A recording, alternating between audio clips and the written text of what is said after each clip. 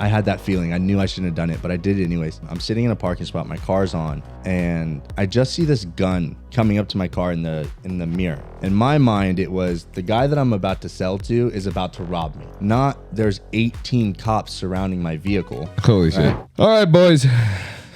We're here. So I got a special guest on today. Not someone in the fitness industry. He actually is too small to be in the fitness industry. Yeah.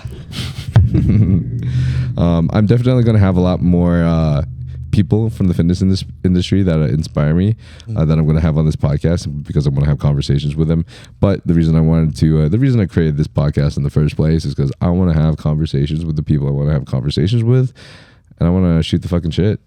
And you are, dude, I hate it when I give you compliments. I hate giving you compliments in general, but okay. Noted. But you're my fucking boy, dude. I love you to the fucking ends of the earth, and you and I have been through a fuck ton of shit. We've been through a fuck ton of shit. So if there's anyone in my entire life that I can say that, like, my closest boy that I've had the most time under, the most experience, it's this guy. This guy's named Dion. I'm Dion. Dion Terry Fit. That's me. Hey, it won't be Dion Terry Fit anymore, actually. Yeah, what happened? Dion. Oh my god. That's what I'm gonna change it to. I don't know why, but it comes off the tongue very nice, and I'm kind of bougie, so it kind of fits. Okay, Dior. Okay. And then we got cute old Melody behind the cameras, helping us with the setup. She goes, hi. These are my two best friends. These are literally my two closest best friends that I've had for the last 4 years. Just happening to be in the same room with me for the first time in like over a year. Yeah. It's been a while, huh? Yeah. Over a year. Lots of changes. Lots of changes, dude. As every year brings constant change. Mm-hmm. Right? It's the only thing you can actually like expect. Yeah. Expect change. Yeah, for sure. But yeah, this guy lived with me for like a year. We were roommates for a year. He's one of the first people I met when I moved to San Diego 4 years ago. So he's known me before my whole journey into whatever the fuck my career is. He knew me at like 25,000 followers or whatever. At least that's when he met me. So this guy has seen me through it all. Mm-hmm. I think my biggest transformations have come from our time together. So honestly, I had absolutely zero plans. I have absolutely zero plans for this podcast. I didn't plan anything out whatsoever. I didn't plan out any questions, but I do want the audience to know a little bit more about you. Okay. Because you got a fuck ton of stories, bro. You got a fuck ton of stories that'll help people understand like what you've been through. Mm-hmm. And I feel like a lot of the things that you've gone through and the way that you and Ryan have influenced me has just changed my entire life, my entire perspective. It's the reason I can carry on doing things like this. I feel like if I didn't have guys like you, then I don't know. I feel like I would be very shallow-minded. I feel like I'd be... Oh, hey, Melody, can you do me the biggest favor in the world before you leave? I feel like I have a little asthma right now. In my backpack, the backpack, the top. Okay, so open up the big bag that has my laptop, the big pocket, and then the top net pocket at the very, very top. There should be an inhaler in there. Yeah, right there. Yeah, can you toss it to me? I think I might want to hit that. I owe you one, by the way. Thank you so much. Oh, do you want to hit it? Yeah. Dude, when I was a kid, I heard these were steroids. Mm-hmm. So I took like multiple puffs a day because I thought it would get my lungs extra fucking strong. Mm-hmm. I thought I would what does it be able to run for miles. Huh? What does it exactly do? Because I actually used to have one, but I never knew what it was actually doing for me. I don't know, dude. It's just a fucking steroid medication for your lungs. Fuck it. I don't know the actual science behind how it works, but it supposedly just relieves asthma symptoms and I don't know, it's a steroid. Like a respiratory boost. Yeah. Okay. I mean, at least it's not like Clen. They're basically, they were both made for the same purpose. I didn't know that. Yeah. You got more knowledge than me. when it comes to those things. Like steroids and shit. Absolutely. Absolutely. Which is a good thing.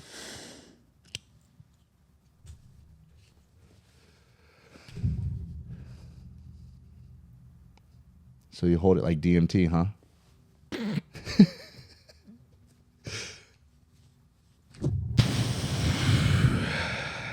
Okay. As I go into fucking space. My inhaler into space. Okay. A little So do you need weed, just kratom, one? and an inhaler, and that's how we're gonna start off this podcast, huh? So how many I did hits two. does it usually take? 2. Hits? Yeah, Okay. the doctor prescribes me two hits. Okay. Hits. Hits. It's supposed to be puffs, but it feels more like a hit. Gets me high. Gets the lungs high. Now, when you breathe it in, does it have to be like a whippet? Yeah. Okay. I'm just kind of like trying to gauge how exactly to hit this because it's been a long time.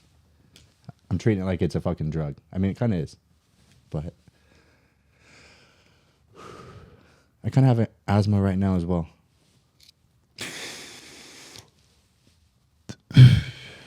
Was that a lie just so you could hit that? Was what a lie. That's how you know it wasn't a lie. You actually have asthma. I used to have asthma. I Okay. used to as a kid. But, So that I but may you've still noticed do. that it hasn't been around anymore. You haven't really felt it anymore. Truthfully, I've kind of just like, if it's there, because I do have issues with breathing sometimes. So I may still have asthma, but I don't focus on it too much. That makes sense. Just keep Okay. stepping forward. But Okay. maybe I need one of these. Who knows?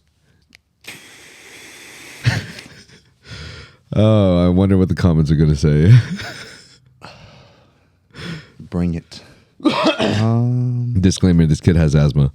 Maybe. Maybe.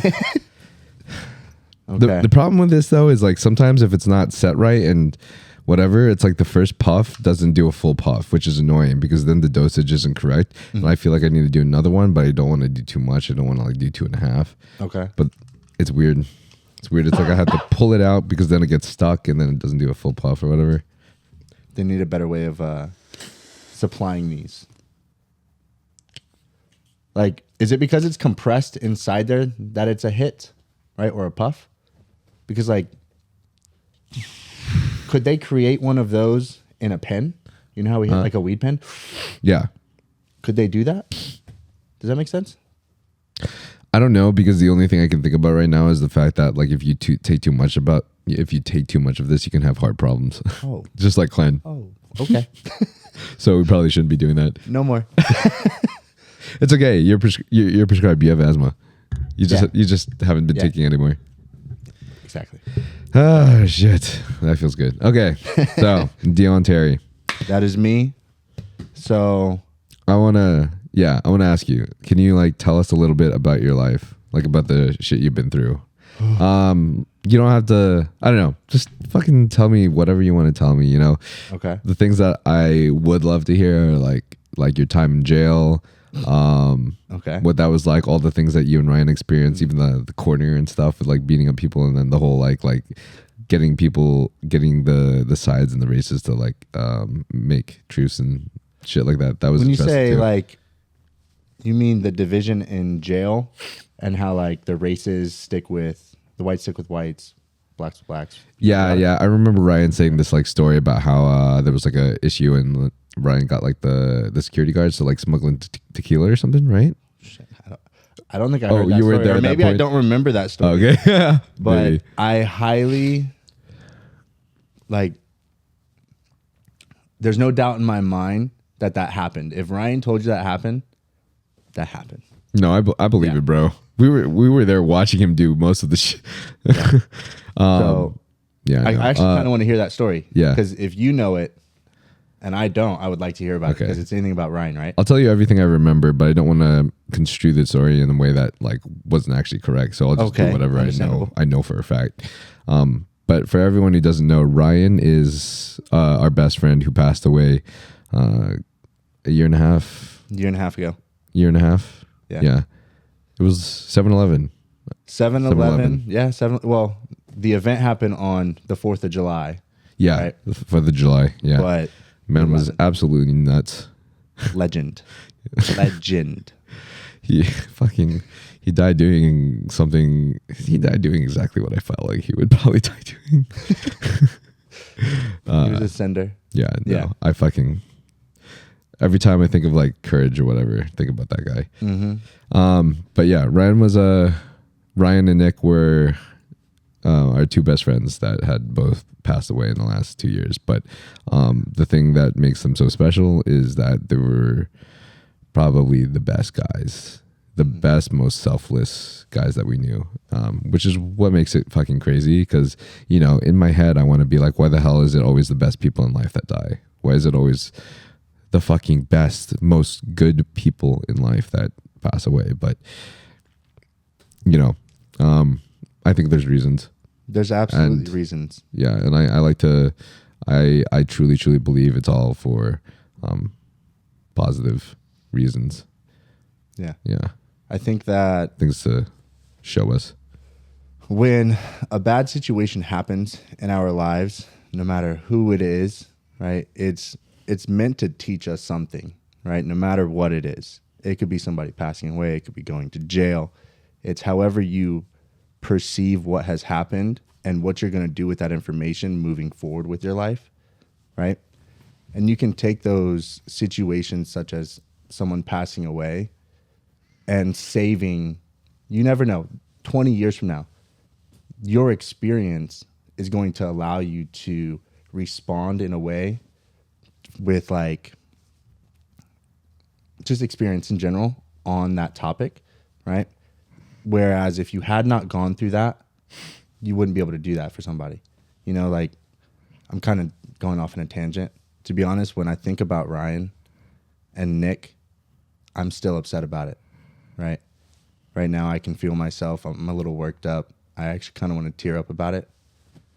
I miss them, you know? I miss him too, dude.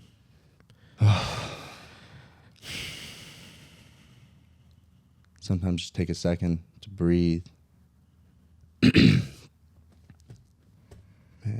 I don't think it is. I don't think we're ever. I don't think it's ever going to change. I don't think we're ever not going to be upset about it. But I think that's what makes it so powerful. Yeah. They have become two of my biggest reasons for continuing and living on. They've become two of my biggest reasons for reaching the top and doing the best I can to be the best kind of person. And it's not just that they inspire me to like do a lot and to exceed and to achieve. What they inspire me to do more is to be good to others, to leave a legacy of love behind. You know, these guys fucking gave all the time. They just kept giving to us all the time, even though they didn't have much to give. Yeah. It's crazy. It's fucking crazy. Even when they're gone, they're almost still giving. Right. Right. Through us. I literally want, like when I'm gone, I want my friends to feel the same way that I feel, you know? I want my friends to fucking, that's the kind of person I want to be, man. You want to inspire others to change for the better. Yeah. Right. I want to leave good behind. I want to leave love behind. I want to leave this world a better place. However I was able to. So it's, to be honest, like I can like get as many followers as possible and whatever, make as many workout videos as possible. But if I'm not being a good person, if I'm not leaving if I'm not just like giving love and leaving a legacy of goodness, I think it's all pointless. 100%. When I've taken acid, for instance, or shrooms, right? Any type of psychedelic, I've come to like the number one understanding of life is to love. Everything is love, right? Death is love. Like all of it combined, the answer is love, right? And so when you like live your life trying to just emit that, right, with everything that you do, I don't think there's any greater purpose for somebody, right? And I've known that about you since we first met, like 4.5 years ago, right? And that's why you're one of my best fucking friends. Like, bro, you're my best friend. Thanks, dude. You're my best friend too. Even though you suck at making commitment to things. A little bit. I could do a little better with that. I agree. I'm aware of it. That's step number 1. Right? This is true. So, and then you expressing it to me actually shows that, you care that I would be better with that. Right? And as like your best friend, I want to respect that. So I want to work at being a better communicator, not only with you, but like my family, my other friends, coworkers, people that I I'm in sales, so I talk to people all day. So it's like connecting. But I feel like ever since like Ryan passed away and then Nick, right? It's almost like I got scared to be close to people because I was scared that I was going to lose them. So it's better for me to back away than for them to leave me. Does that make sense? Yeah. So I don't think it's intentional. It's been like a subconscious thing that I have been aware of. To keep distance. To keep that distance, right? But it's something that I do want to work on, and I'm trying to work on it. So I want to make that commitment, like moving into this new year, right? Like I've already decided today actually was the last day that I'm going to be smoking for the next 6 months at least. Oh, really? Right? Again, why? Why so? Well, I'm going to Tokyo at 3 a.m. tonight, which is going to be dope. Can't have that over there, right? And I was watching Andrew Huberman, his podcast on cannabis, and I was like, you know what? It's got its benefits. It's a tool. Andrew Huberman kind of tears it apart. He does tear it apart. When I listen to him, I don't want to do anything, honestly. Hey, but I respect that guy actually. No, me too. Like absolutely. I look up to very few people, but like, by the way, you're one of the guys I fucking look up to. So I hope Thanks, you know bro. that. You're fucking amazing. Well, same here. So back to cannabis though, right? I'm stopping that for 6 months. One, to just like give my body a reset on everything. No alcohol, nothing. I'm going to journal. I'm going to meditate. I'm just going to like focus on that clear vision of the future man that I want to be and become that, right? Yeah. And a part of that is being a better communicator with my friends, building my relationships, and not necessarily solidifying them, but building them, right? So I want to apologize to you about that because I know you've said it to me a couple of times, and like I said, I want to respect that, you as like one of my best friends, and be a supportive person for you as well. Because when I'm not communicative with you or like respondent to you, how can I support you if you need something, And I want to be there for others just like I would want somebody to be there for me. Does that make sense? Yeah. Yeah. Thank you, dude. That means a lot. It really does. Yeah. You've always been really good at that confrontation and like taking ownership. And that's going like to be in this conversation. the most respect. Yeah. Yep. I think it's one of the most respectful things that a man can have. So thank you. Appreciate you, dude. I can say that I can be faulty in that as well, as anybody can, slack, I guess, in certain areas, taking ownership. But you wanted to hear about like my story with like jail and where I am now and like how I got to where I am now. He was about to say hair. Huh? Hair what? Hair what? What do you mean? I'm confused. I'm high, man. Tell me. Wait, what were we saying? I'm not gonna lie. I have major cotton mouth with this weed, and I need some water. Oh shit! You want some of this? It's got some carb stuff in it. What is it? It's just it's a little bit of Formula 12, the carb stuff. Yo, that's fucking fire. Tastes good, huh? And a little bit of a huge subs BCAs too. It's so smooth. Tastes good, huh? It literally just tastes like water. Like there's nothing mixed in it whatsoever. Honest. What? Except that it's sweet. I mean, I can taste the flavor, but like, I mean, it's so the texture, smooth the texture. and light Yeah. that it's like, this is just pure water with flavoring. That's what it tastes like. And it's so good. It's like clean. Yeah. Yeah. Thank Nice. Code now. you. That's what I needed. Shit. Okay. I'm like a commercial. Huh? I'm like a commercial for you. You're always a commercial, bro. I'm just kidding. Backtrack. Let me backtrack.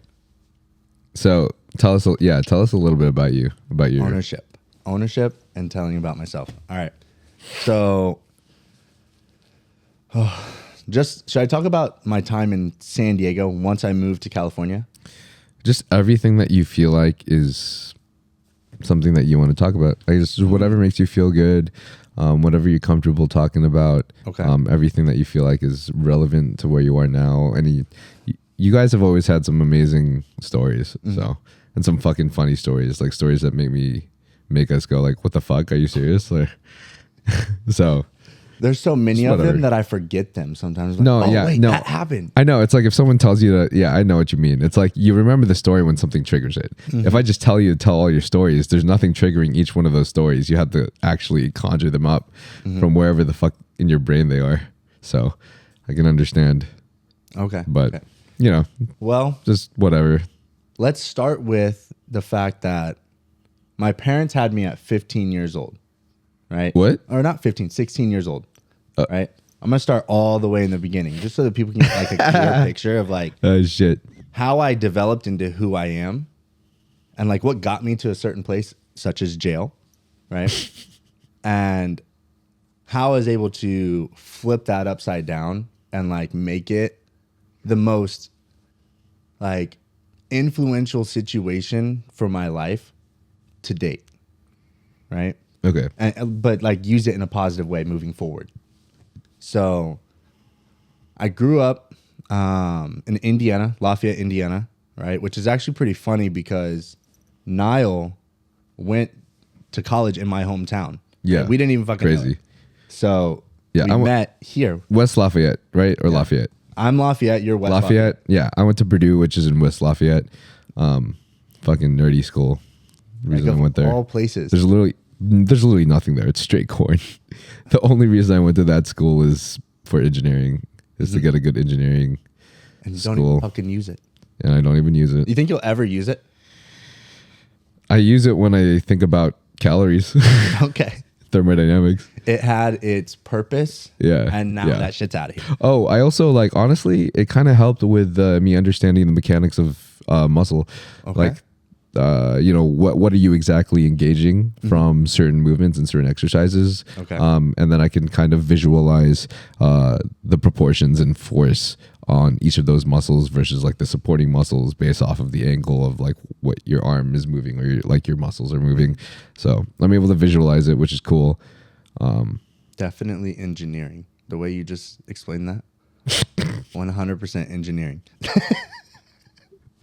Oh, shit. But that's about it, bro. Okay. I took the hardest class in the country at the time, quote unquote, called Thermodynamics 2 at Purdue. It was like if you looked it up, like there was like 2-3 websites at the very, very top of Google that listed that as the #1 hardest course in the country. Don't remember a single thing from it. How'd you do on it, though? I got a B minus, B minus? which Hardest class? I'm actually really fucking happy about. Hey. It was so hard. It was fucking the hardest thing I've ever done. Me? I would have got whatever the passing score was. Just like skated by. Yeah? Oh, yeah. Oh, yeah. Hell yeah. Well, not necessarily, because like thinking back then, that's how I would have done it. But how I am now, it's like whatever I will do, I want to do it to the best of my ability, right? And exceed expectations, right? Yeah. Because like, think about it. If a doctor can get a degree and they have C minus average, you know, like I don't fucking want that doctor. I want a doctor who had all A's. You know what I mean? Yeah, I would too. So younger me thought a little different. So your thoughts can change. Younger you wanted to just pass by it. Yeah, it was like It was like, I know I'm not going to need this, so let me just do the bare minimum to get it, and then like allocate the rest of my time elsewhere to benefit me later on in life. So I guess it wasn't necessarily a bad thing, but looking back now, I would do it different. So you're saying that now you would actually try to exceed? Absolutely. Okay. Yeah. But back then you would have just skated by. For sure. For sure. Nice. And this is why experiences have, like the negative experiences have really helped me. It was like I needed those to like open my eyes a little bit.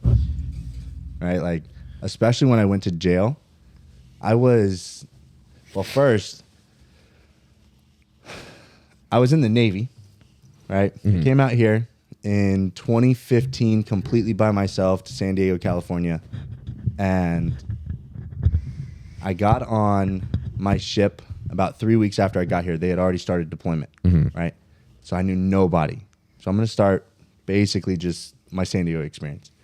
And when I got out to my ship, I didn't know anybody, right? I was not big like I am now. There's a reason that I got into fitness so like heavily, right? Because I was actually like a smaller guy. I was kind of skinny, you know? And so I kind of got hazed when I was in the military. In the military. Okay. Yeah. Especially when you go out to sea, like I was there for like 7 months and you don't know anybody. You show up late, or not necessarily late, but like the deployment has already started, you know? So getting to know people and building relationships there wasn't necessarily the easiest thing. And so can I get deep? Can we be transparent? Yeah, bro. All right. Of course. I found that when you speak about things that you've gone through, you take its power and you control all of it. Nobody can do anything to you once you have removed the power from whatever that scenario is, you know, accepted, right? So Can you explain? So like me talking to you right now, I want to get extremely deep, I guess, and just like explain like my life a little bit, the past 5 years or so. And some of it's kind of rough. It's a little rough. Even thinking about it, I can like get a little tense still. But the more I have spoken about it, the less pressure it holds over me. Does that make sense? Okay. Did that explanation, was that good? A little bit, yeah. Okay. It doesn't have a grip on you anymore. So basically the more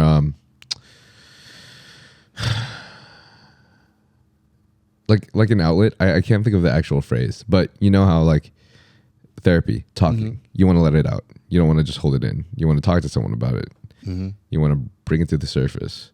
So you're basically like, is that what you're basically saying? Yeah. Yeah. Because like we all think of like a trauma or an experience as being in a door. There's all these doors in your brain and each one of them is a memory, right?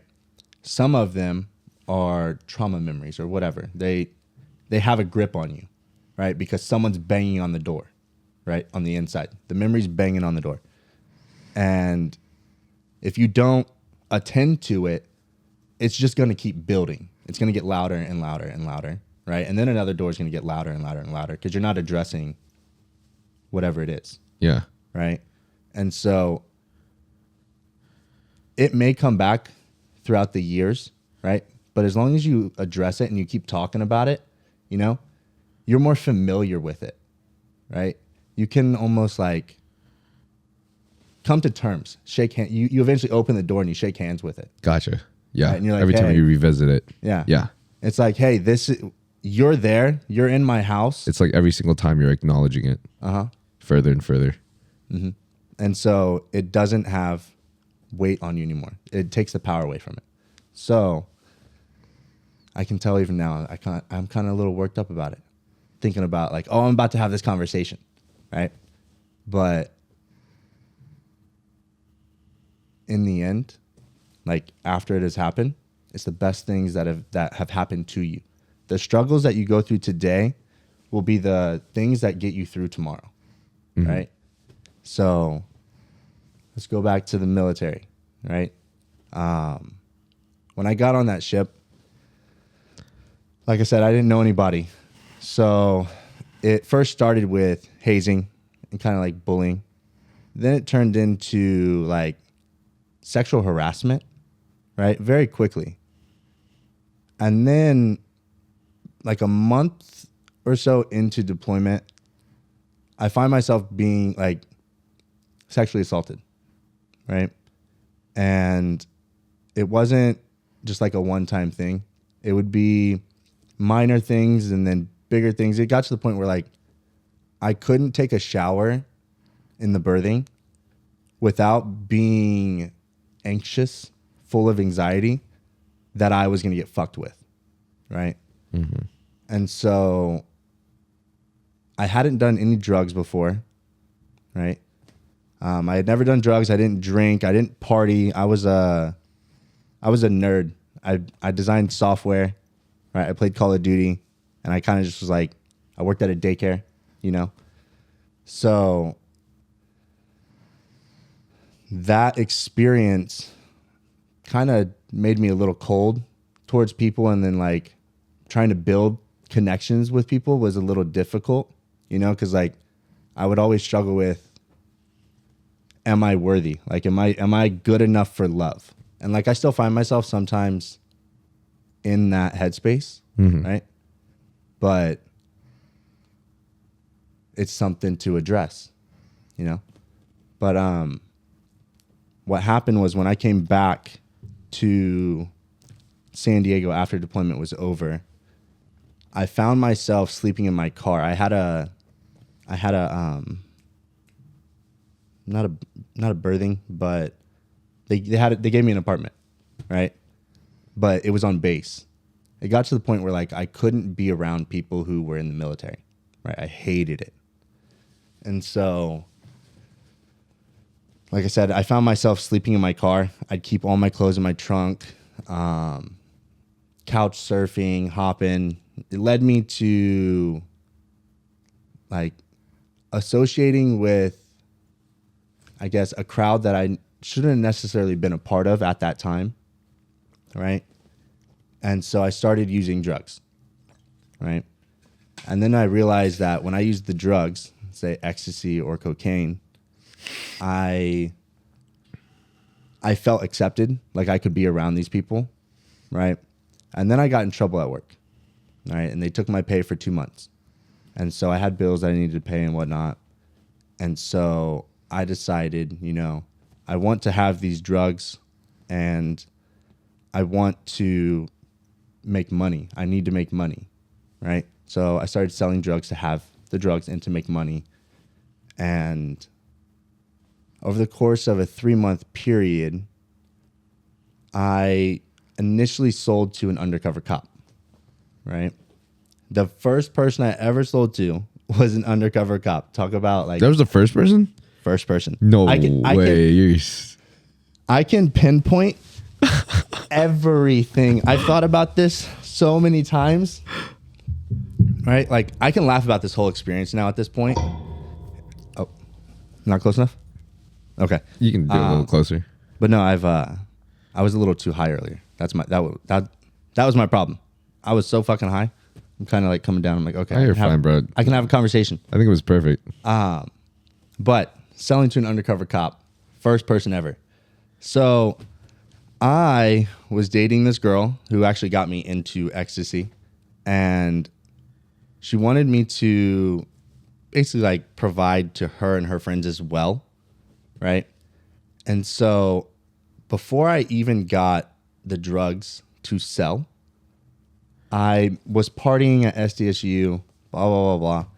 And so I assumed, you know, maybe I had told a couple people that, hey, you know, if you need to get anything, I might be able to give you stuff, right? Okay. Or get you stuff. And so how I sold to the undercover cop is he messaged me, right? This was 2 weeks after March 26th of 2016. I remember the exact date, how all this unfolded, right? But he messaged me 2 weeks after that date and said, "Hey, I met you at a party. You said that you could get me some things. Can I pick up?" Right? I was like, that makes sense, right? Oh my God. That makes sense. And so the first person I ever sold to, because I had just gotten it, was an undercover cop. How this got set up was that the girlfriend that I had been dating at that time, we were supposed to go to Beyond Wonderland, right? And it was on March 26th. For those wondering, that's a rave in Southern California in NA Center in San Bernardino. Yeah.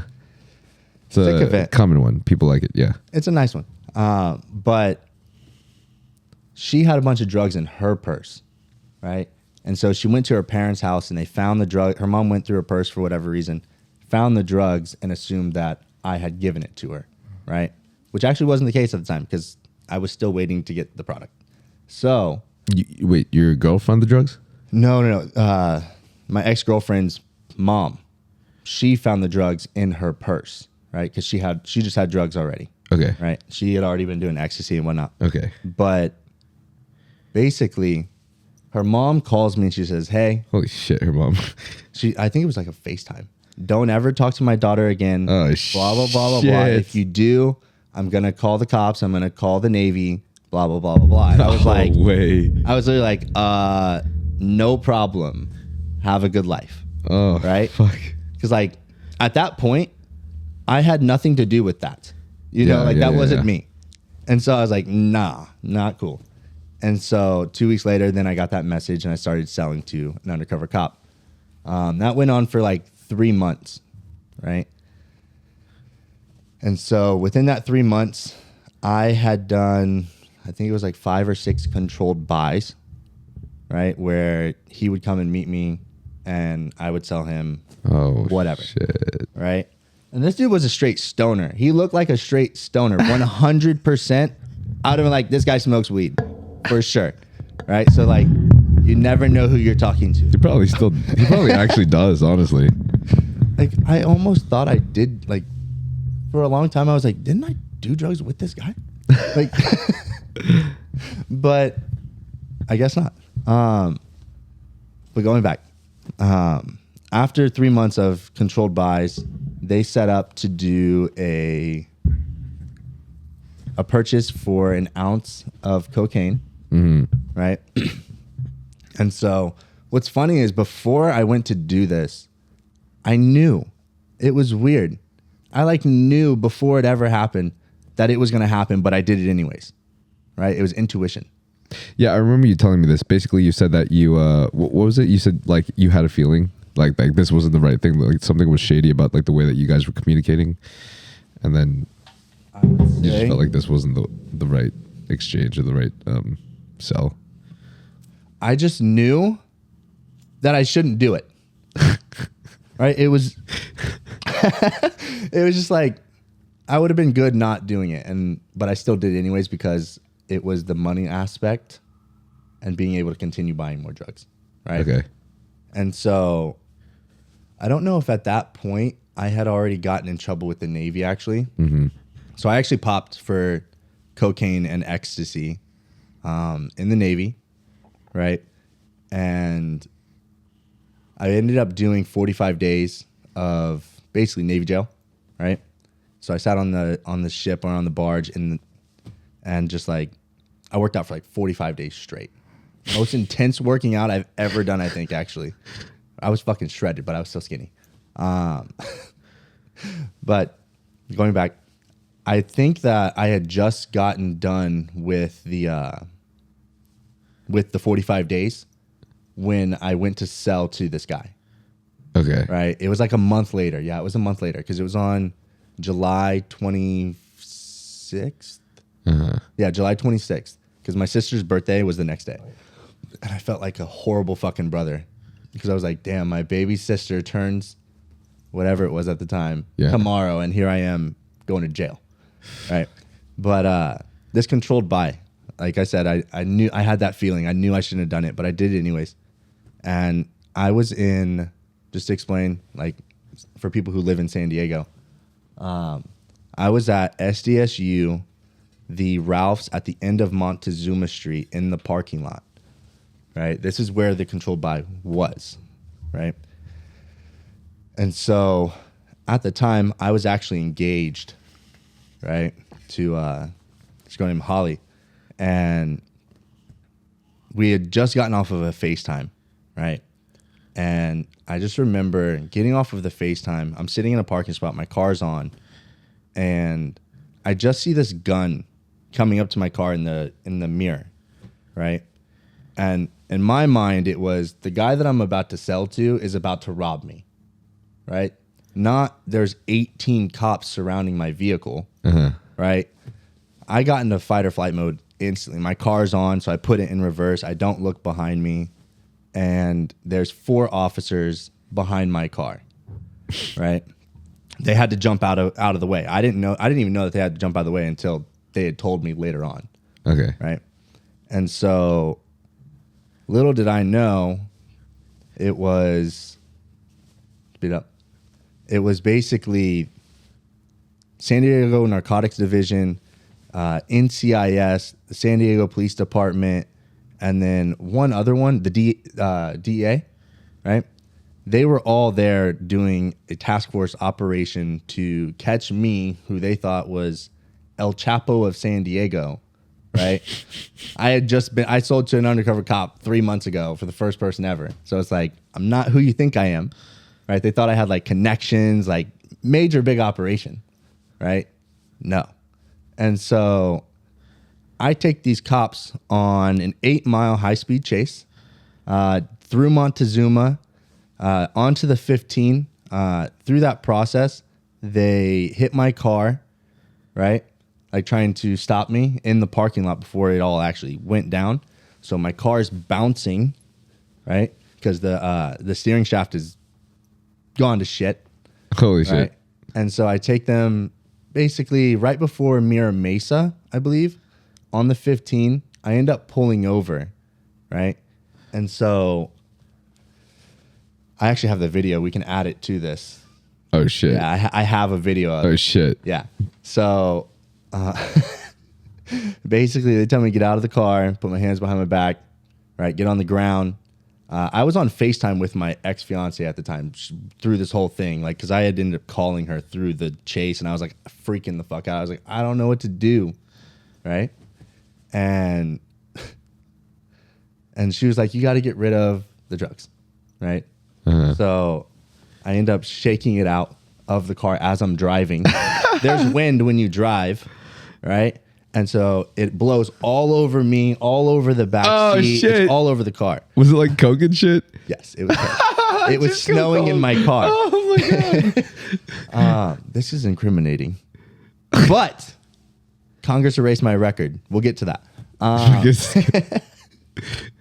You can literally like just say it one by one. You don't have to go too in detail. You know. Okay. Just whatever you I think was trying is to whatever give people you a story. No, I love it. I love it. I love it. It's just whatever you think is important. Okay. I just know that Time-wise? we're already like 51 minutes in. Yeah, I know. We've been doing this for 51 minutes? We've barely even started. Oh. At least in terms of like what's hour. No, yeah, I know. That's what I'm saying. So oh shit. Okay. So I'll speed it up, right? Get arrested. I go to jail. I end up getting no bail. When I first got in, it was $400,000. Then it became no bail, right? If you don't know what no bail is, do you want me to go into? No, it's okay. No? Okay. Basically, I couldn't leave jail, right? I was in there until I got sentenced and served my time, right? So sometimes when you go to jail, you're able to bail out and fight your case from the outside. What all were you charged with again? I was charged with 31 felonies. Jesus Christ. Yeah, I was 21 years old. I had just turned 21. 31 felony charges, 4 assaults with a deadly weapon on a police officer causing great bodily injury, right? The deadly weapon being my car. The 4 officers that had to jump out of the way of my car. So it was an attempt to cause harm to a police officer. That could cause death, great bodily injury, right? So they hit me with 4 of those. a bunch of sales and possession charges, and then evading, right? So 31 total. When I got sentenced, it was 5. I got hit with 5 and 2 strikes. The 5 were 2 assaults with a deadly weapon on a police officer, right? 2 sale charges, and then the evading charge, right? I also had to agree to never, ever drive again in my life. Oh, at 21 years old. Way. Holy shit. That was a hard one because, like, when they told me this deal, because I was looking at over like 25 years, right? I ended up, I can explain like how I got what I got, right? But which is probably really important, actually. Talking about like ownership, right? So the 5 charges that I got, I told you that. I got 2 strikes. In the state of California, if you get 3 strikes, you're out. What that means is you go to prison for 25 years to life. So, and they have to be violent. You don't have to explain everything. You can just say the story. Most people can just look it up on Google later. That's very true. Okay. I'll just have them. Okay. Because I want to hear more of the stories and shit. You know. There's a lot. I know, bro. I'm just trying to build it so they understand how we get to each one. Yeah. Well, maybe I'm just too detailed. This is the most detail I've ever heard from you. Okay. To be honest, I think you've told it better because this is so much detail. What's important, doing what's important. I hear that. Okay. So 5 charges, 2 strikes, and no driving for the rest of my life. When I was at sentencing, I was told, you know, this is what you're going to get by my attorney, right? What's done is done. And this is where I learned that if you don't speak up for yourself, no one else will, right? The day of sentencing, I was asking for something called Veterans Court. It's where you can basically get in a program for rehabilitation to potentially fix your record, right? But it has to be connected to the military, and like your charges have to be reflected by something that happened to you in your past, right? In this case, it was the sexual assaults that led to the drug use, right? And I was being denied that by the DA, and my attorney was like, I fought for it. Sorry, you're not going to get it. And so I'm 21 years old. I'm like, this is going to be the rest of my life. I'm never going to drive. I'm going to have 5 felonies. And if I ever get in trouble ever again, I'm going to prison for 25 years to life. Right? Wow. And it was like major wake-up call right there in that moment. And I stood up and I was like, excuse me, Your Honor, do I have permission to speak? Right? And she was like, yeah, you know? And I basically was like, hey, like, I'm 21 years old. You know, I have the rest of my life ahead of me. I acknowledge that I have made some major mistakes, right? But I feel like I deserve the opportunity to at least prove to myself, to my family, to the court, the community, whatever, that what I did is not who I am, right? And she looked at me and she said, you know what, I will grant you Veterans Court, right? If the judge does not grant you Veterans Court at the day of sentencing, you cannot get it. It doesn't matter if you're eligible for the program, you can't even apply, Nice. right? And so that's when I learned that if you don't speak up for yourself, nobody else will, Yeah. right? So you got to have the courage to stick up for yourself, right? Fearless courage, because I'll tell you right now, I was scared shitless for the rest of my life. But that one moment altered the rest of my life. Had I not done that one thing, had I not stood up and fought for myself, right? Yeah. I probably would, not be sitting here. I would not be sitting here, no. And so then I got denied Veterans Court twice, right? Because like you have to apply, you have to write a letter as to like why you should be approved. And so when I got out of jail, I put myself in rehab, right? I still wasn't in veterans court, right? I was like, I need to do this for myself and for my family. Wait, how long were you in jail for? I was in jail for 6 months. Is that what you were sentenced for? I was sentenced for 1 year with half time with good behavior, meaning that if I don't get any trouble, I can get out in 6 months. 1 year, half time. And so you had good behavior the whole time. I had good behavior the entire time, right? This is actually where I met Ryan, Yeah. right, which we'll talk about that. But 6 months there, a year total had I gotten in trouble, and 3 years of felony probation. There's a specific term for that, but that, and then 7 years of ESS, extended stay of sentencing. So if I got in any trouble within 3 years of getting out of jail, basically like violating probation, doing something illegal, whatever, I was going to prison for 7 years, right? So I had to be on my best behavior, right? This was the most disciplined I think I've ever seen myself, except for competition, right? Except for prep. And so the extended stay of sentencing. So like I said, I put myself in rehab, right? As soon as I got out of jail, I went straight there. I didn't know what the rest of my life was going to look like at that point. I was still 21 years old, living in San Diego with no family, no job, nothing, right? Just got kicked out of the military. And I was like, honestly, it was probably one of the most freeing moments of my life, actually, because it was like, it can only go up from here. That's how I looked at it. That's literally how I looked at it. I was like, a fucking rock bottom, dude. Yeah. I was like, there's no way. That's Could how this you get have any to look worse? at it. And then it gets worse. I mean, yeah, law of attraction. Oh shit. But hey, I needed all of that. I'm so grateful for that. All these experiences, all of it, like the worst of it. I go to therapy every 2 weeks and been going for the last 4 years. Right? I hated it at first, but it is so like beneficial. It's an emotional coach, right?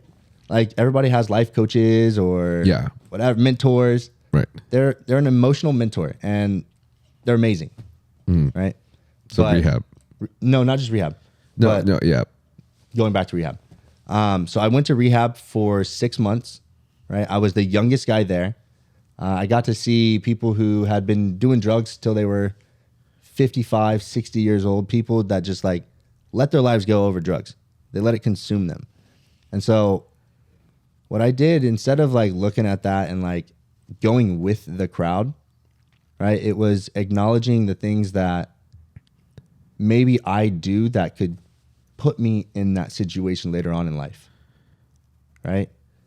Avoiding reaching that point because like they didn't expect that. You know, they didn't see themselves in a rehab at 55 years old. Yeah. Right?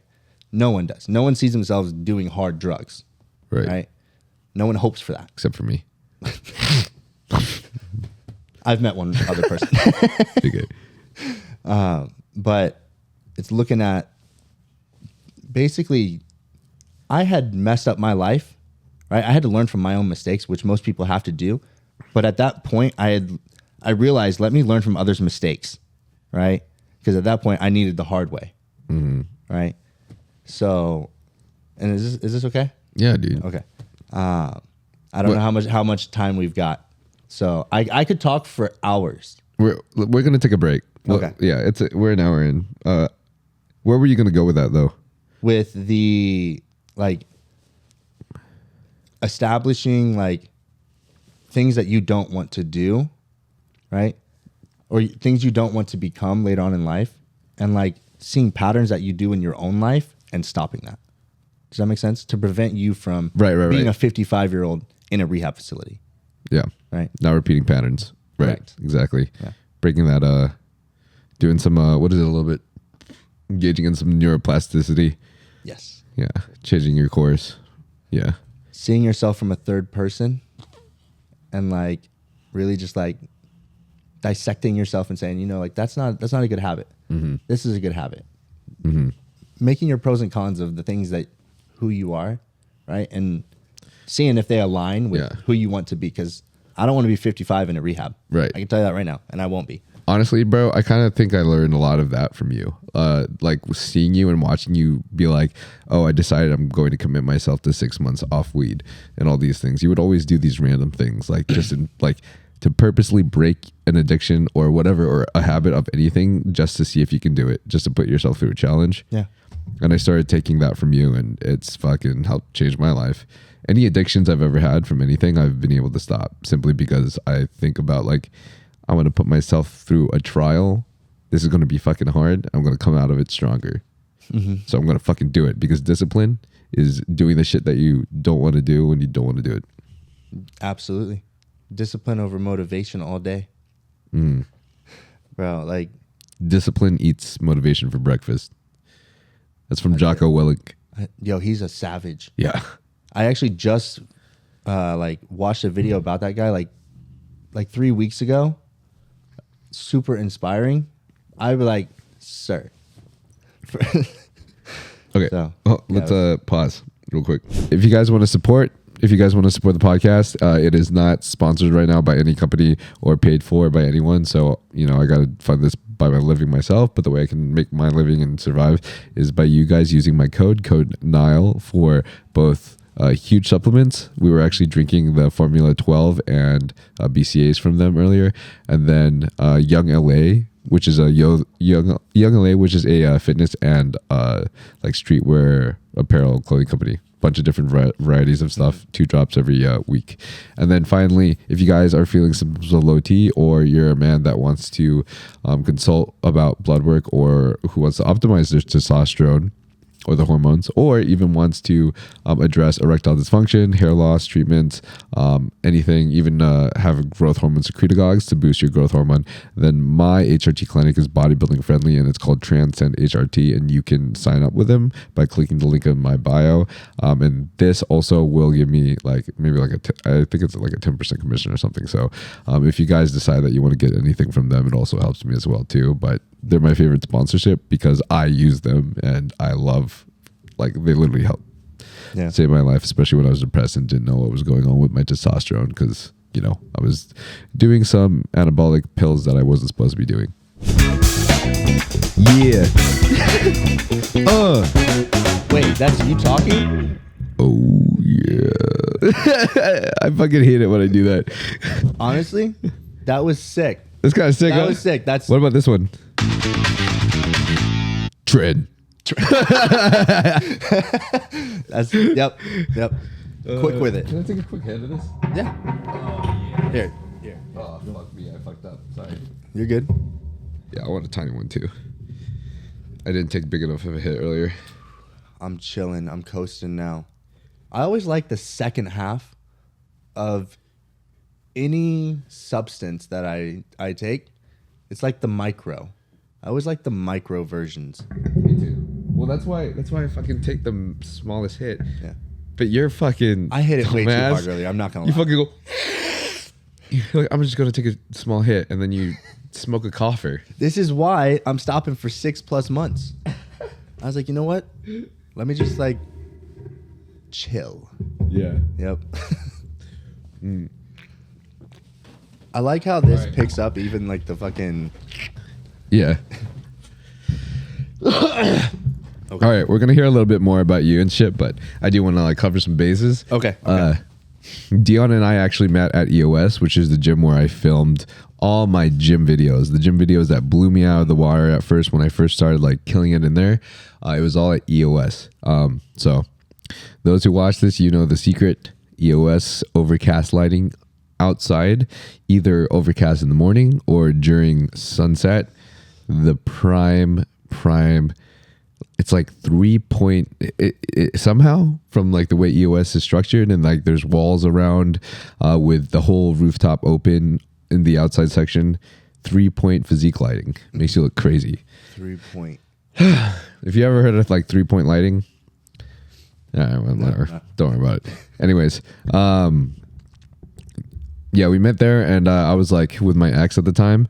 that you guys have listened to our podcast probably, and we were just listening to some. I think it was like some dubstep or something. You guys were definitely listening to dubstep. Yeah. We were like headbanging in the parking lot, and then Dion comes up and he's like, "Yo, you guys rave?" Yep. Was that the first thing I said? You guys rave? Yeah, I think so. Yeah, I think yeah. Yeah, we're like, yeah, we fucking rave. At that moment, I knew we were gonna be boys. Oh shit. But yeah, so I guess technically you could say we met at the gym. And then I was wondering if Dion was trying to get my girl.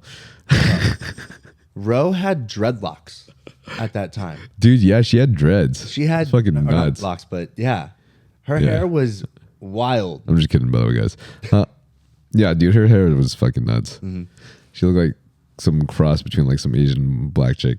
I'm like Amazonian. Amazonian. She looked like the Predator. Yeah. Yeah. Oh, shit. Fuck. But and then you introduced me to Ryan at some point later on in our friendship. I don't remember if it was like what 6 months in a row or something, but like you like just got him out of jail. He just he got out of jail early. You picked him up and brought him straight to EOS, I think, right? Yeah. And then I met him from there on out. Should we tell the story of how Ryan got out early? Yeah, dude. Let's tell all the fucking stories, dude. All right. So Ryan, our best friend Ryan, was he's literally like Forrest Gump. Is he not? Gump. Yes. Your thing is way too far. Way too far. Wait. Be really careful. You don't want it to break. Just gentle. Pull real gentle towards you. Hey, mama. Yeah. You see how close it is to me? Okay. Here. If you need to, you could just move the table closer instead. Okay. Move the table closer. Yeah, that's good. Okay. That's way better. Ooh. Right in my mouth. Yeah, so put it in my mouth. I feel like Ryan was literally just like Forrest Gump in person, except not mentally handicapped and way crazier, like a party version of Forrest Gump. Yeah. Right? Yeah. Yeah, I would say so. Yeah. Like a normal cool version of Forrest Gump. Honestly, he just went through the like craziest shit, dude. What's up? Have you seen the new what's it called? The Planes. What is it with Tom Cruise? No. What is that? Fuck. Top Gun. The new Top Gun. Oh, I haven't. I want to. Dude, there's this guy in there. I don't remember his name, but he looks like Ryan. Really? Like to a T. I was just like, what the fuck? Like straight up like white, blonde, blue-eyed Cameron American vibes. Yes. Ken vibe. Captain America. Huh? Captain America. Yeah. Like even like sounds like him almost a little bit. Same like type of like personality. And I was like, this is wild. Like if you guys have ever seen Top Gun, the new one, if you see a picture of Ryan and you look at this guy, you're like, that was his personality, 100%. The guy in Top Gun? Yeah. Okay. Is it? You should watch it. It's a good movie. All right, bet. Like, yeah, dude, he was just such a positive guy though. Like, let's just fucking let's just talk about like all our stories we can think of about Ryan. Okay. Yeah. So Ryan, dude, Jesus Christ, man, that guy was. He watched his mom die at like what 6 years old, right? No. Or he didn't watch his mom die. He was on the second floor. He heard the gunshot. His mom died when he was like, I don't remember the age. It was like 6, 7 or something like that. Yep. Yeah. So heard the gunshot, went down to find his mom dead. Yeah. Because she got in some altercation with her boyfriend at the time. Correct. And they thought that her boyfriend had killed her. So that's what her boyfriend was accused of. And then later down the road, like maybe a couple months before Ryan passed, her boyfriend got out of jail. And I just remember Ryan, like with probably some of the most anxiety I've ever seen him. Like he would just be shaking, like when he was thinking about it. I remember that time. And he was saying, boys, I'm going to meet this guy. I'm going to meet him when he gets out of jail. I'm going to talk to him. I want to ask him what happened. Right. Crazy, dude. Yeah. Yeah, he did talk to him. Yeah. Well, what I remember Ryan telling us is that he and the wife got into an altercation, and she was threatening to kill herself with it, right? Yeah. Mm-hmm. And in the fight, most likely accidentally pulled the trigger. Yes. Yeah. That's the scariest. And the saddest and scariest thing about that is like, I see that happening all the time. And I went through a situation like that with one of my exes. I don't want to name names, but when it gets so bad and it gets so toxic and a person feels trapped, they don't know what to do. Sometimes the partner will threaten the other person with their own life. Like, if you leave me, if you do this, I will kill myself. It's hard. Yeah. It's fucking terrible, dude. It is, because it's so scary. It is, because you care about this person. Helpless. But it just like, that's an unhealthy thing to do to somebody, you know? It's kind of wrong. It is. Sorry you went through that. No, it's good, dude. Just like you, we went through a lot of things that we were able to. We're strong now because of the shit we went through. So, and I love myself. Going through that, it showed you what you don't want, right? Yeah. Sometimes we got to see what we don't want, because you don't know what you don't know. Yeah. True. So Ryan basically watched his mom die. Yeah. Then his dad wasn't in the picture. He was gone, so he had to take care of his little brother and little sister himself for all of their teenage years. Older sister, baby brother. Oh, she's older? She's older. Oh, shit. How old is she? I want to say she's like 4 years older than him. Really? I think so. I don't quote me on that. Okay. But yeah. I remember even when I met her, he definitely had to do the caring. He definitely had to take care of him. Yep. Their house flooded because they were in Louisiana. Yep. It also got caught in a house fire. How the fuck did they did their house just burn down? Like what? How did Louisiana. It's Louisiana. I haven't been to Louisiana, but the stories I've heard from Ryan, okay. So crazy. I don't question anything anymore. Like if somebody says this happened, I'm like, all right. Of Ryan? Yeah. No, for sure. For sure. Because all his crazy stories in the last 2-3 years, we were literally there. We watched them happen. There were some stories that were so bizarre and wild that I was like, Ryan, are you telling that right? Yeah. And then I would hear him on the phone with somebody who went through that experience with him, and they're telling the story, and I'm just like, what the fuck?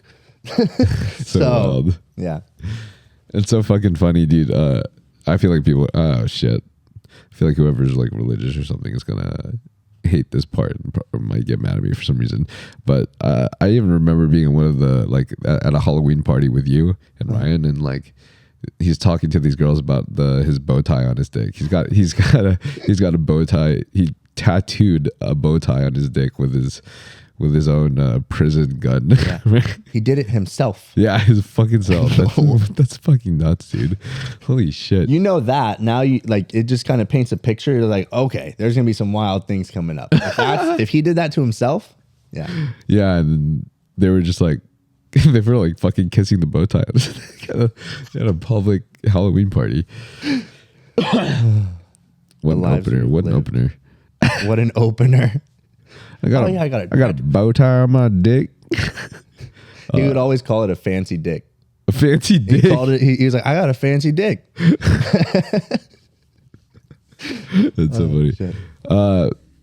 And I remember, I guess he also got, his first time he got stabbed, he was like 7 years old or something. His kids, the kids that he thought were his friends at school, I guess they were like going home. He was on his bicycle or something, and I don't remember why they stabbed him. If they stopped him to try to take something from him, I don't know. I don't remember that. I can't build onto that story. Yeah, no, me neither. I just remember him saying that he thought that they were his friends.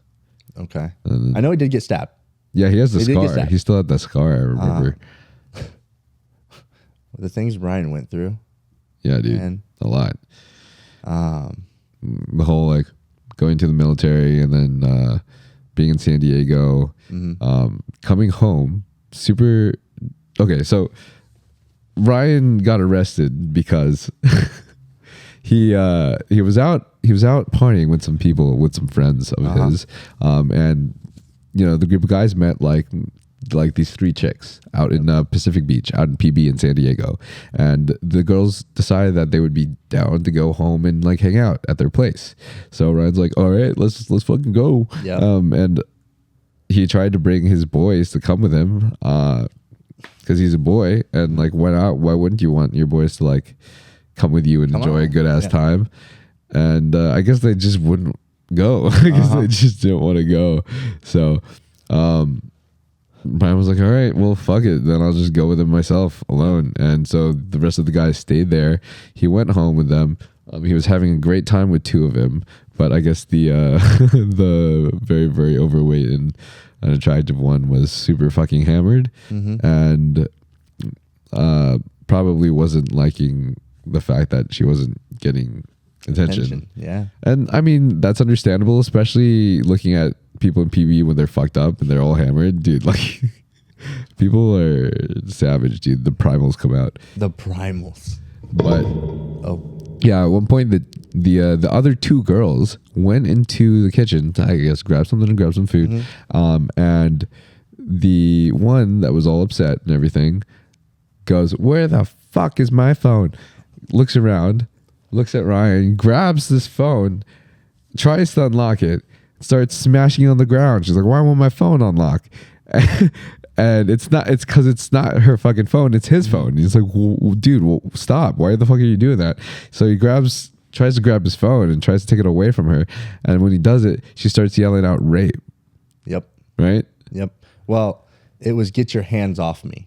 Get your hands off me. Get your hands off me. Okay. Right? Because she had also gotten physical with him, and that's what happened. They ended up, do you want to keep going? No, you go ahead. I'll try to recall this as best I can because you were telling it pretty well. Okay. Right.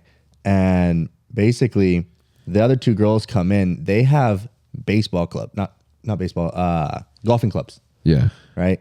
Ryan at this point is completely naked. Right. And so all he has is his phone. Right. I think he gets it back. And they basically chase him out of the house with golf clubs. Jesus Christ. Right. He's naked. It's like, I don't remember the time, but it was late. And so Ryan's trying to figure a way out, like, how do I get back in the house? I need to get my shit. Right. Yeah. And at that point, the girls had called the cops on him. Oh right. my gosh. And so the cops were coming, and Ryan didn't know this, but he's basically on the sidewalk and he's facing one direction, and all he hears is, hey, motherfucker. Yeah. Right. Yeah. Because and this is after he was running away from the girls, right? Yes. I remember him saying they had like bats. Yep. It's crazy. Yeah, dude jumps out of the window. I can literally imagine him doing this too, because we've seen him do things like this all the fucking time. Yeah, even the way he fucking crouches and squats and shit like that. Probably like so hiding behind the bushes. Yep. Then he hears a voice behind him saying, hey, motherfucker, right? Motherfucker. Yep. And so if you hear that, what are you going to do? You're probably going to defend yourself, right? I mean, if I hear that, I mean, I would probably be fucking scared, especially when it comes out like that and I'm hiding. Yeah. Then my anxiety's high. I'd probably be fucking shocked. You just got so I don't really know what I would do, because it would be some kind of a response, defensive response, primal defensive response, fight right? or flight. Yeah, exactly. So, and not to mention, like, Ryan's probably drunk to some extent. He's probably, I don't know if he's hammered, but he's definitely drunk, right? They're all fucked up. I think so. Yeah, you're in PB. Especially knowing Ryan. Ryan was a Marine. Yeah, he was drinking. Yeah, he was fucked up. Yeah, he was drinking. Yeah. So Ryan turns around, spins around, swings, decks this person in the face, and smashes the guy's face in. Like, actually breaks in his bone structure. Smashes his face in. He broke his, like, literally his facial, like, skull. Yeah. Shattered. He smashed in the face of a cop. Ryan told me, he was like, I thought about this a lot. when I did the punch, because he was crouched down. Yeah. And so when he turned around, he had like an uppercut. Oh, right? shit. And so how he hit him is the cop hit him and he basically went flying back onto the street. Right. And then Ryan got jumped by like, I don't remember how many cops. I think he said it was like 8, and he fought him. I saw pictures of everybody. He fought him? He fought him. Yeah, he was drunk. He was already in fight or flight. Oh, no. The cops, and they beat the shit out of him. Why did he fight? He showed me his discovery, right, which had like pictures and everything of like the cops that he fought, and then him in the hospital. It was gnarly, right? Man, I feel so bad for him. Like Ryan would never have actually like, he would never have wanted to ever like hit a cop like that or do anything like that. But, I saw young and drunk and fucked up, a mistake that he took ownership of. Like when we say Ryan's like Captain America, dude's like Captain America. He did, like that was one of those things. It's just like you made a mistake. Yeah. Yeah. So, which happens to everybody. We all make mistakes. Right. Let's talk a little bit more about let's just give a rundown of all the tragedies and all the good things that he did too. All the tragedies and the good things. I'm gonna go to my post that I made about him because I wrote it down all in a list so I can never forget. I'm gonna find this post. He had so many different tragedies. What else? His dad. Oh yeah. His dad committed suicide. His dad committed suicide because he was in a wheelchair, and that was, I think, right before he got back from deployment. It's actually really crazy now hearing the wheelchair part from you, because knowing that Ryan put a DNA do not resuscitate for if he's paralyzed. Mm-hmm. That's fucking crazy. Mm-hmm. Man, it always does make me wonder, though, Yeah. Because us knowing him, our version of him, I know for a fact, would have made the most of it. Absolutely. Had he been allowed to.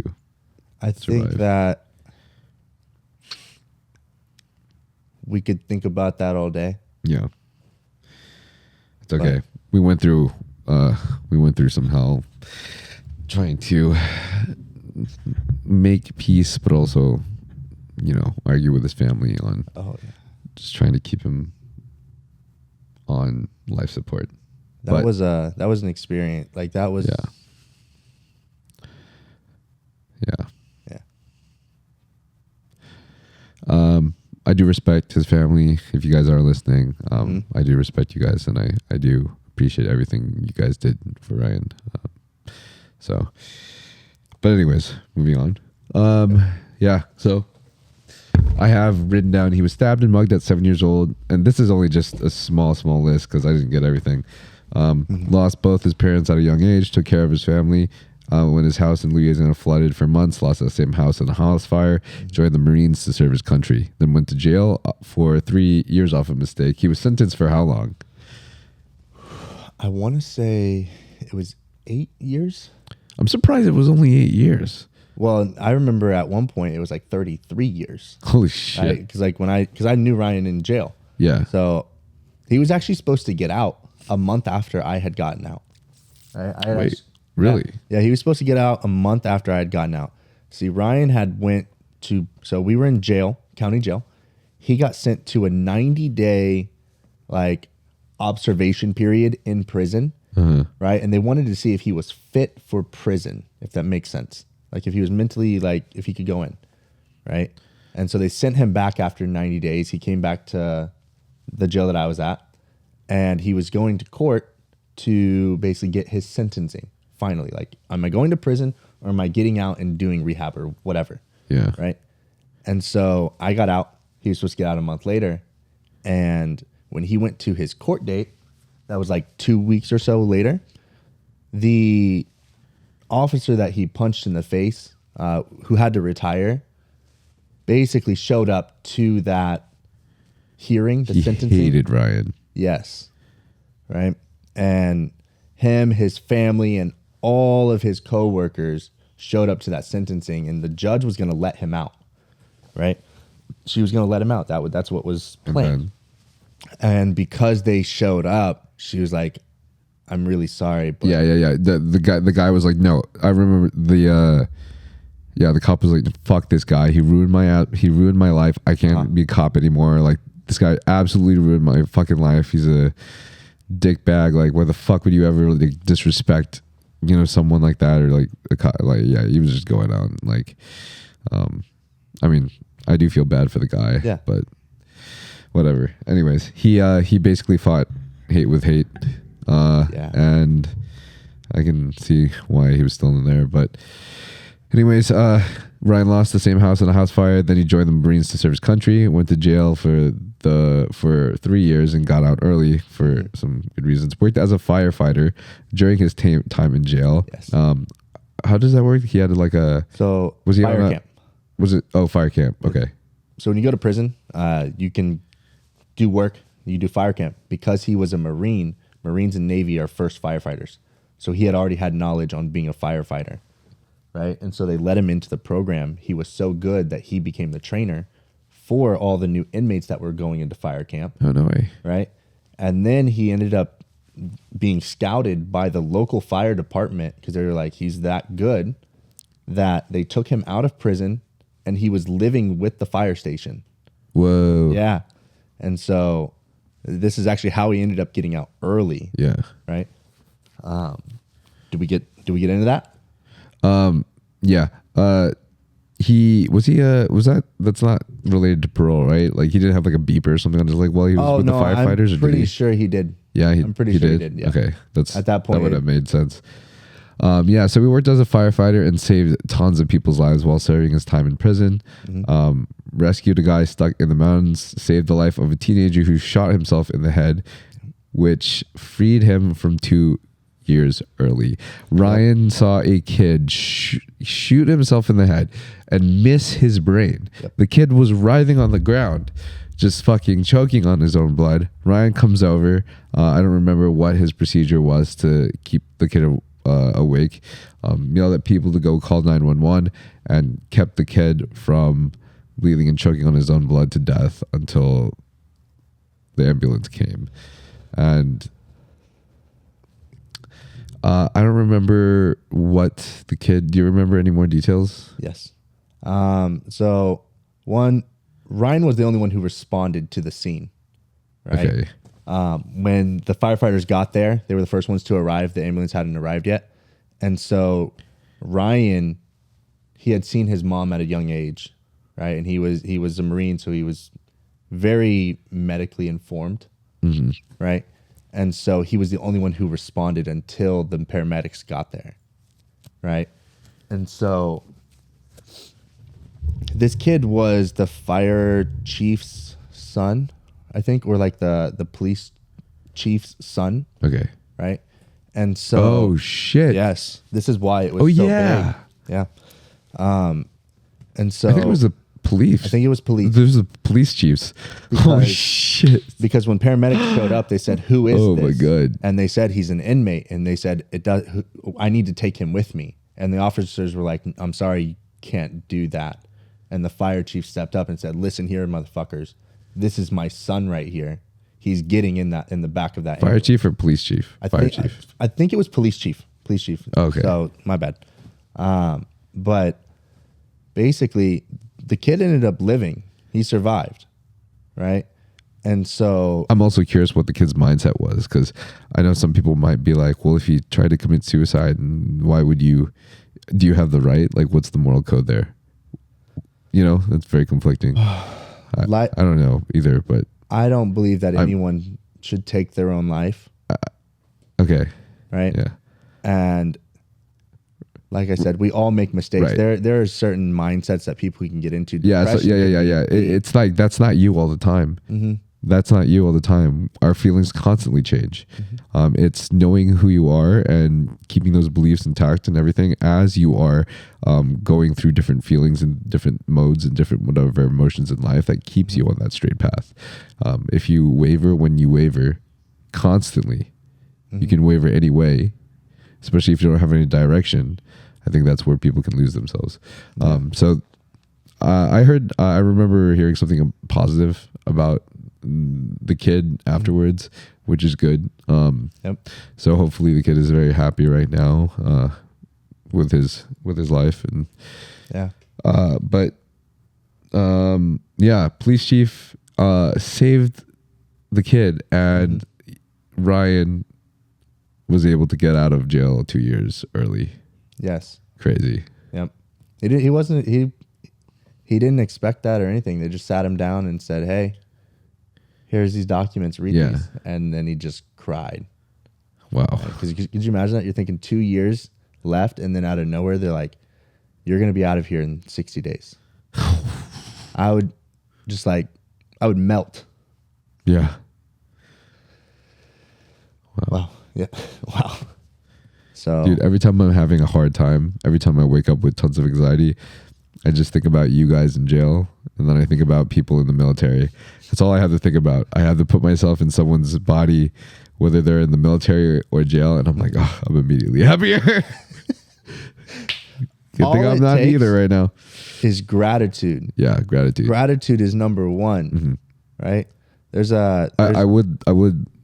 respect so much people who serve the country, and if I had the honor of serving my country, I would have so much respect for myself, and I would feel very proud of myself. But doesn't change the fact that shit is intense and scary as fuck. Not Hell for Week you. too, dude. Oh my god, Hell Week. Hell Week. Jesus. And then that's nothing compared to actual war and what everybody goes through. You know what I mean? But yeah, it really puts life into perspective. Thankfully, with the military, Hell Week is only meant for like SEALs and whatnot. So like not everybody in the military goes through Hell Week. Yeah. I guess there's a Hell Week of like boot camp, but a little different. Yeah. A little bit different for sure. He was also homeless and lived in the sober living for a bit. Yes. And wrestled alligators. He did. Wrestled alligators. Yo, that video.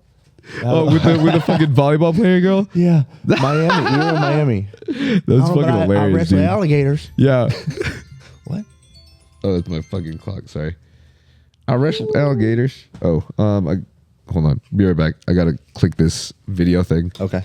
All right, we are resuming now. Yeah. So, and then what else? Oh yeah, and then just recently, before he passed away, he got his record erased, case overturned to not guilty. Yep. So something amazing for both Dion and Ryan. They both got their records erased. Ryan won his Veterans Affairs claim. Correct. That was so sick, dude. When he found out he got all the money, dude. Oh my god, he was so happy. I remember that was the sick. day. That was a sick moment. And then he finally got off parole 1.5 years early. Yep. That as well. And then got hired an amazing new job and finally planned to travel the world as a free man. And then right when he finally decided to travel the world, right after he realized he had all this opportunity, is when he got in the accident on the 4th of July. Should I say how? I think that's Yeah. important, yeah, because like even after the accident, he still did miracles. Yeah. He still worked miracles, Yeah. Yeah. right? He So like he was always a daring guy. He was always fearless. Maybe some of you can consider this reckless, but I know that this kid was just living his life to the absolute fullest. fearless. Yeah. He got in this accident by doing a double backflip off a 2-story building into a pool. But it was unfortunately just the perfect angle to where he just landed right on his head and broke his neck. The bottom of the pool. Yeah, and people couldn't find him for They don't know. a certain period of time. So he was essentially Significant amount. he was just drowning in there, not being able to move, being paralyzed while under water. And he struggled for a long time. He was definitely holding on for his life with that. Yeah. A week. The life support. I remember at one point when we thought he was incoherent, and then he looked at us, and he looked at you, and we said something about like how we love him, and he started crying. He had a tear. Yeah. Yeah. But yeah. And then even in the end, after all the things that he went through, he saved so many people's lives during his time alive. And he had always been the kindest guy. No matter what, every single time, whenever I was around him, he would always he would just ask people like, are you okay? Are you doing this? And then he would just give gifts to people. He would always just have gifts to people. Or someone's having trouble. He's like, hold on, I'll be there in a second.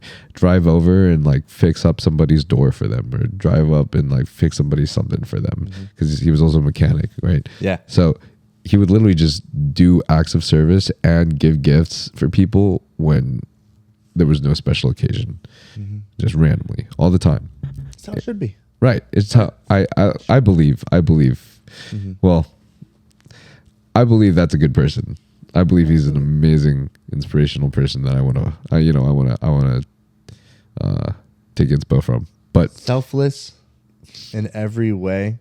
Right. But never wavered from his own personal boundaries. Yeah. Right. And yeah, he really rarely ever asked for anything back ever. He just did it out of the goodness of his heart. And then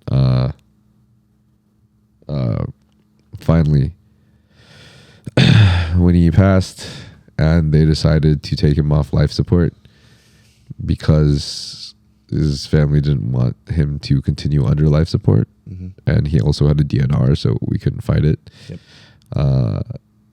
Ryan's name, he was signed up as an organ donor. Correct. Which further pushed the reason why that they should stop the life support now to ensure that his organs survived. And so in doing so, Ryan saved how many people? You know? I want to say it was like 214. 214. No way. That was like the potential. The potential. That was the potential, yeah. But his heart immediately went to a kid in San Diego. A kid in San Diego, an 18-year-old kid in San Diego. Yeah. Right. Back in his real ass fucking home. Yeah. Yep. That was always like it was just like a wow.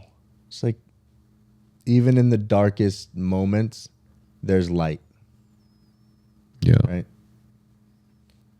So that's how I chose to look at it. So I had to look at it. Yeah. And then Nick was also such a good person too. Pure light. Yeah, dude. Walk into a room just like Ryan. They would literally felt lighter.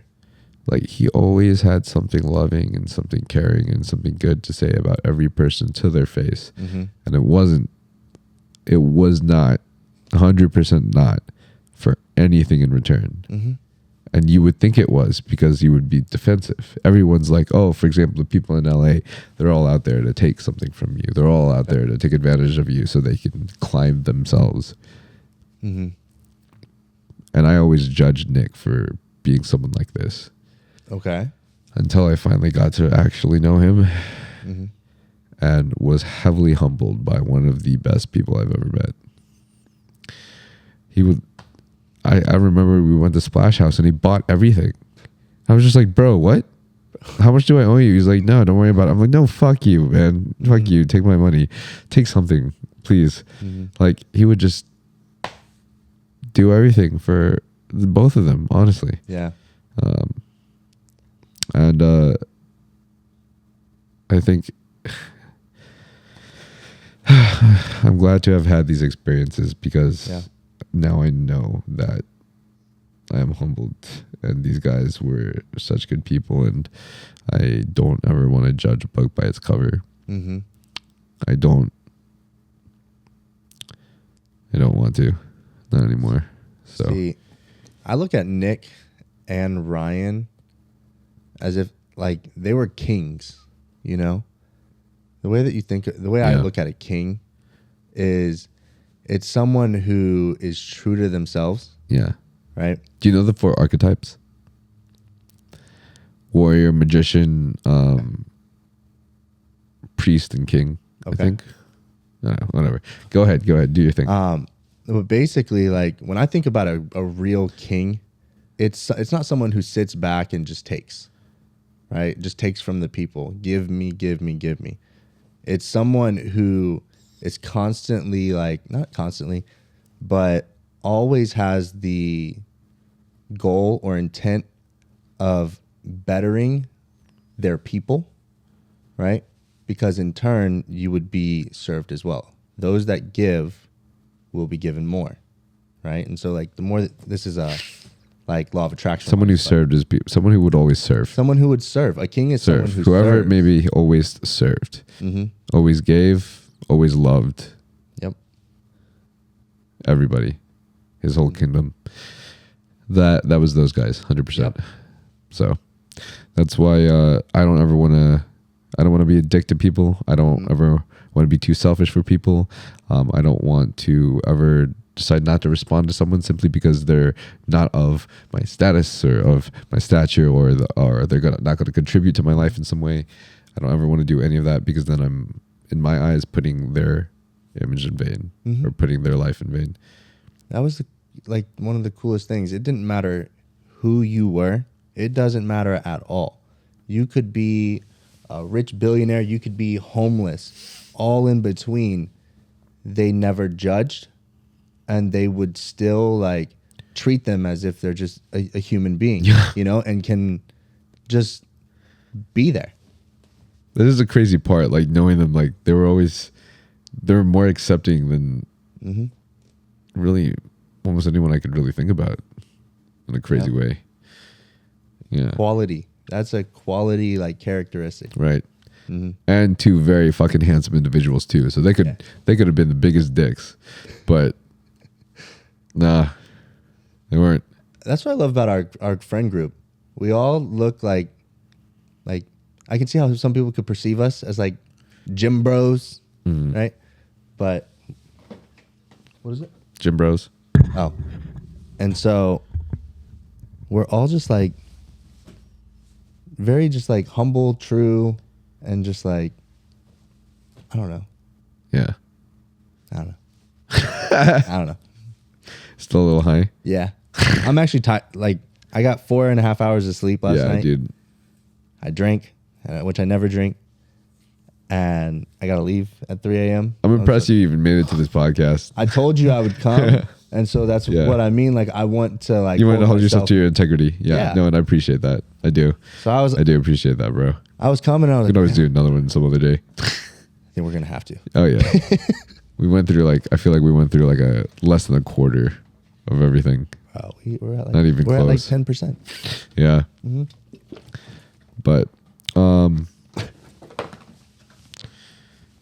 yeah, a lot of people like to look at it in tragedy, but I think these guys did a lot for us, and there's nothing more I want to do right now in my life than to carry on their vision, carry on their purpose and the things that they did for people. Embody it. Yep. Yep. Yeah. You have some water. Yeah. Thanks, bro. Yeah. Any other stories that you can think of off the head? Oh yeah, dude. Also about how you broke your back and shit on snowboarding. Then you had to go through that surgery and that whole period of recovery. Dude, both Ryan and Dion and all their friends, Melody's back. Both Ryan, Dion, and Ryan, Dion, all our friends, Dakota, you guys, dude, like you guys are like, after looking at you guys are the reasons why I don't go like skydiving anymore. Or I don't want to go like ride a motorcycle anymore. It's fucking sick, and I love how you guys are fearless. But the amount of times I saw you guys incapacitated or injured, all of you. I've been injured, but not incapacitated.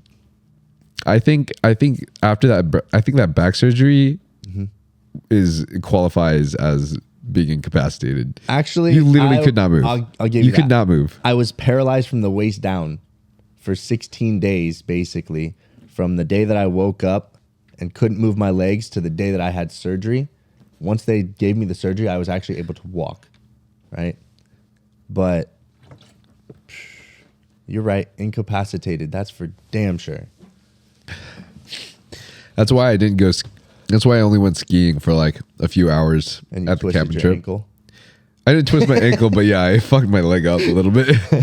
Oh yeah, yeah. Or tweaked it or whatever. Yeah. Yeah. But hey, I'm trying to compete and I'm trying to become Mr. Olympia. So you're not trying. Even though you're doing. You're right. You're gonna do it. You're right. I'm gonna be Mr. Olympia. So the last thing I want to do is put my biggest passion in my career and my biggest goal and dream on the line. Yeah. To make it impossible simply because I wanted an hour of fun. It's really important to weigh the benefits, the pros and cons of a decision before you make the decision. Yeah.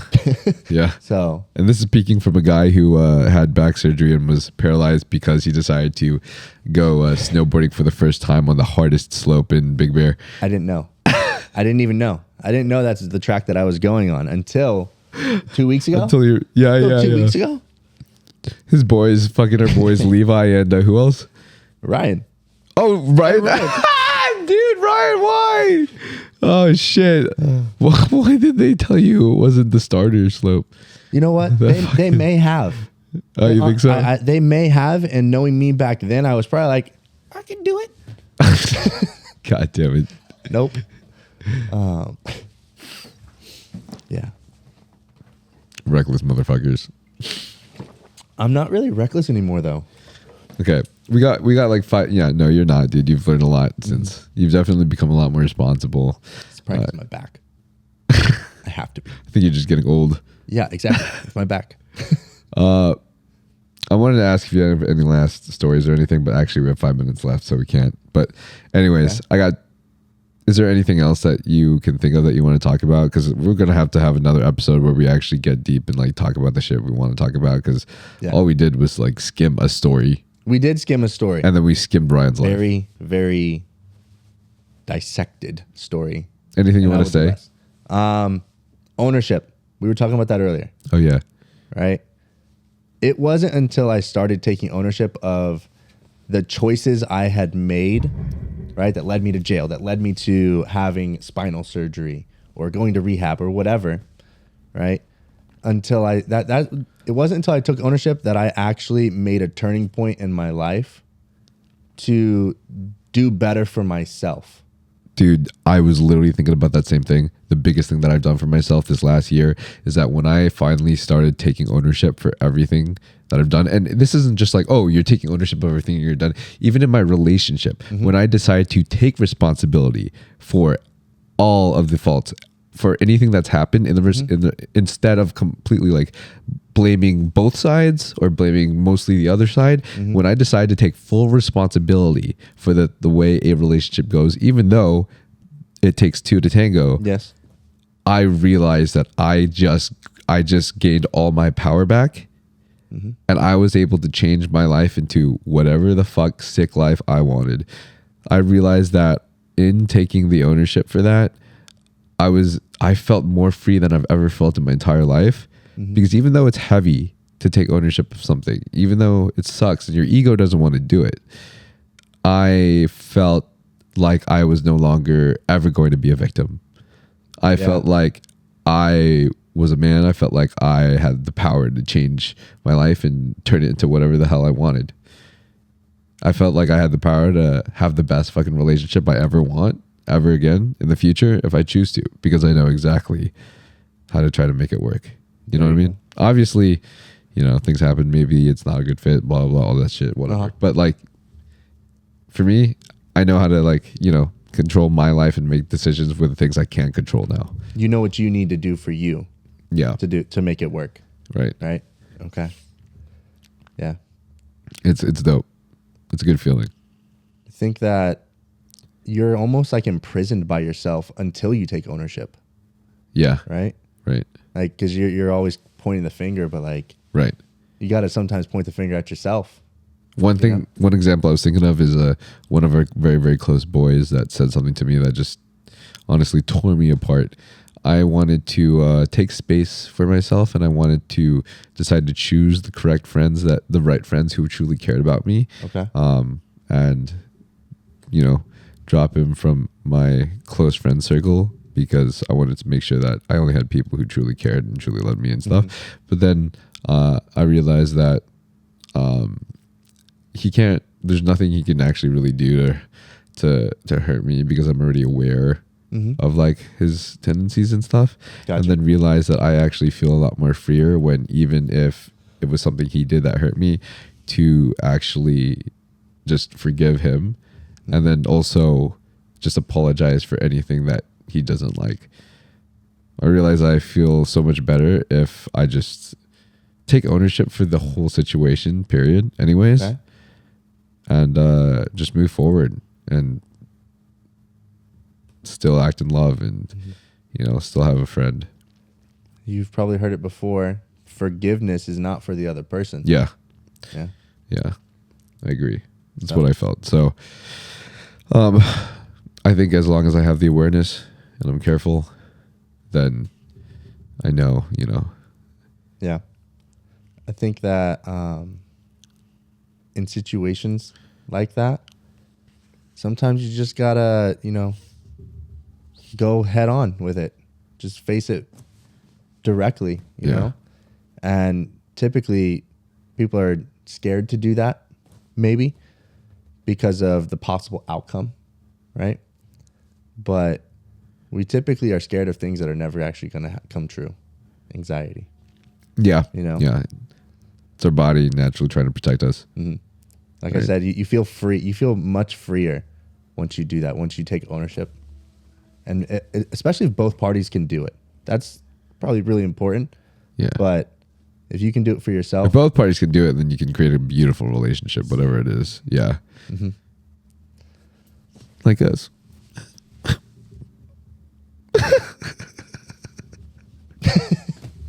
Okay, 2 questions for you, bro. Okay. First question, if you were to die tomorrow, what is the first thing you would do right now? First thing that I would do right now, meditate. Okay. I'd meditate. I don't Why? meditate too often Why? because I would want to make sure that however, like I know that I'm going to die tomorrow, right? I want to make sure that whatever I decide to do for my last day, it's out of a clear, conscious decision and not just like fear-based, because anybody gets told they're going to die tomorrow, they're probably going to get scared, you know? So it's address that as quick as possible and then do what my last 24 hours is going to be. Okay, but Yeah. what is the first thing you would start the 24 hours with? I would call you. I'd call all the people that I love, and I would just express my gratitude for the life that I had, right? And the experiences that I gained with them, right? And laugh. I would laugh for 24 hours like a psycho. I don't know why, but you literally just got me thinking about like you and Marco's stories about you like climbing cranes like thousands of feet high in the air and then like jumping the fence of EDC to like get into EDC without EDC tickets. The EDC one, that story was wild. I wasn't even supposed to be there. We'll talk about more of these stories later. We didn't even talk about a single fucking girl this whole time. We don't need to. We don't need to. We're sick as fuck. The boys. That's just how you know we're going to need like 5 other episodes. All right, last question. Okay. You said 2. Now it's 3. It was 2 questions. All right. The first one was It was a build die on. tomorrow. Second question is if you had any superpower, what would it be? If you could have any. Any superpower.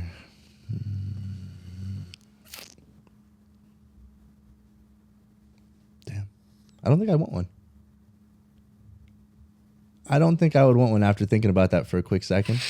Really? Yeah. Because saying that I wish I had something, it means that I don't have it. Does that make sense? Like the ability to read minds. Like I would go crazy, right? The ability to go anywhere at the flick of a finger, right? Now you're not even present. You're not enjoying the ride to get to the destination. Oh. You know what I mean? So like I thought about that, and then I thought about flying, right? Maybe flying. Can't go wrong there. Flying. I'd want to fly. Okay, nice. Nice. Damn, bro. The second one was my power. What do you mean? Oh, flip. Teleport. Where would you go first? Tokyo. I'd meet you there Why don't you just come? from your flight. Just come. I'm gonna be there for 2 weeks. Yeah? You can come for like 3 days. No, don't come for 3 days. That wouldn't be worth it. But Because they're kind of expensive right now, right? hell yeah, they're Yeah, expensive. okay, They're $5,000. Anyways, that was a one way. sick, that was a good answer though. That was a good answer. Thank you. Yeah. Yeah. I feel like everything could have its drawbacks. All right.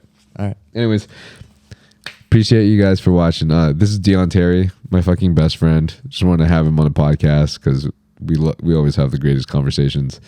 And I don't know. Do you have any socials and stuff you want to shoot to people? Well, it's gonna change. Okay, But- it's gonna change. I don't know if I'm actually change it. Dion Terry. Dion Terry Fit. Okay, gotcha. Only And then, Instagram. anyways, thanks guys. I love you guys so much for watching. We're gonna have another episode soon where we're just gonna shoot the shit.